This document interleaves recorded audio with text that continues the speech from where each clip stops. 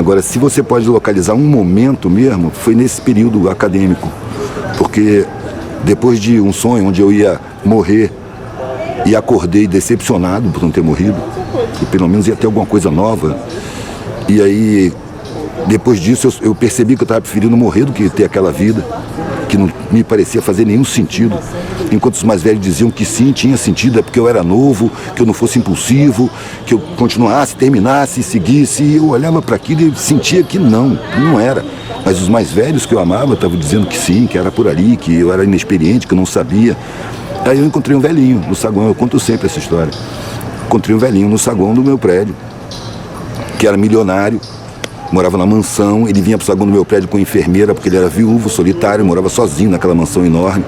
Vinha para o saguão do meu prédio, porque ali ele via gente, conversava, as pessoas conheciam ele, que ele era conhecido, saiu no jornal e tudo mais, como milionário, um empresário bem sucedido de importação e exportação lá no Espírito Santo. E ele me falou que, sem eu pedir nem nada, no dia que eu passei ali saindo e ele estava sozinho, ele falou: menino, senta aqui. E começou a falar o que eu precisava ouvir. Eu fiz tudo o que disseram para eu fazer. E eu estava ouvindo o que eu devia fazer. E a sensação que eu tenho é que mentiram para mim lá no começo da minha vida. E eu corri atrás dessa mentira a vida inteira. Ele estava relatando, com a vivência dele, o que eu estava intuindo. As pessoas me veem como um milionário, bem-sucedido, um empresário de sucesso, vitorioso, e eu por dentro me sinto um fracassado. Passei a vida inteira sem pensar na morte, mas eu envelheci, estou com quase 90 anos, estou tomando um monte de remédio, só posso sair de casa com a enfermeira. Então eu estou sentindo que a porta da morte está aqui na minha frente. Quando eu senti, claro, que a minha vida está acabando, eu olhei para a minha vida, ela tinha perdido completamente o sentido. Velho, esse foi o...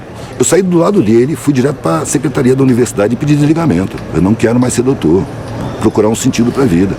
Eu não sabia o que eu ia fazer, eu sabia o que eu não ia fazer. Mas eu já tinha viajado de carona, desde que eu saí do exército, eu saí com couro duro, né? De sobrevivência, guerra na selva, manobra. Então, férias, feriado, eu pegava a estrada de carona, dormia no acostamento, convivia com os hippies na época, né? 80, 79, 80.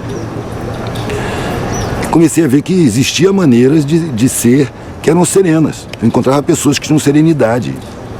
E vivendo na rua, e viajando de carona. Aí, como eu estava vendo a minha vida muito angustiante, eu resolvi pegar a estrada, experimentar o que era não ter nada. E também eu tinha vários outros parâmetros. Por exemplo, a minha classe, todo mundo tinha uma preocupação enorme em manter o padrão ou subir de padrão. E tinha um pavor de descer de padrão. Só que nas minhas viagens eu convivia com as pessoas mais pobres. Eles não tinham nada e estavam felizes. Eram pessoas mais espontâneas, mais solidárias. Era uma relação melhor.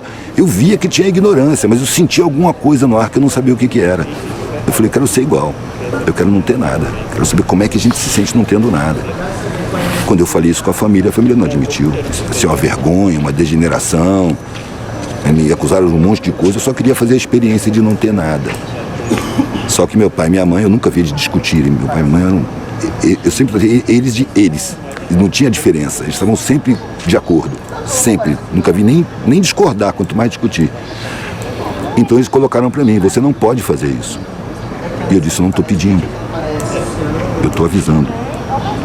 Se você fizer isso, você não é mais da família. Eu tomei um baque, né? Porque essa frase não veio sozinha. Se você adoecer, vai para a saúde pública. Se você for preso, não me procure para nada. Não tem mais nada aqui para você. Se você pegar a sua mochila e sair dessa porta, você esquece que teve família. E veio bem claro na minha cabeça. Eu demorei um tempão para tomar essa decisão. Agora eu tenho a obrigação moral de assumir as consequências. E foi isso que eu falei com meu pai. Eu não esperava ter essa consequência, um rompimento tão completo. Mas se isso acontecer, eu tenho que assumir. Eu acho que ele contava com a minha covardia. Mas eu estava apavorado com a vida sem sentido. O nego falava: você foi muito corajoso. Não, eu estava com medo. Medo de chegar na idade daquele coroa daquele jeito ali. Inclusive foi isso que eu pensei na hora. Antes não falei para ele. Mas eu pensei comigo: isso não vai acontecer comigo. Eu morro antes, mas não chego na idade desse cara dessa maneira. Vou procurar um sentido para a vida. Ou eu vou achar um sentido, ou eu vou morrer procurando. Não tem outra hipótese.